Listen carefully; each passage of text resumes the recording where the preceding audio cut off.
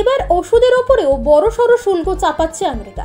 ট্রাম্পের ঘোষণায় উদ্বেগে ভারত, কি প্রভাব পড়বে ওষুধ শিল্পে?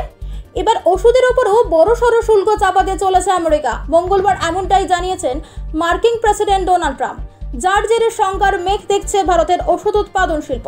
কারণ আমেরিকায় ভারতের ওষুধজাত পণ্যের বৃহত্তম রপ্তানির বাজার। মঙ্গলবার ন্যাশনাল রিপাবলিকান কংগ্রেশনাল কমিটির এক সমাবেশে বক্তৃতা দিতে গিয়ে নয়া শুল্ক চাপানোর বিষয়ে হুঁশিয়ারি দেন ট্রাম্প।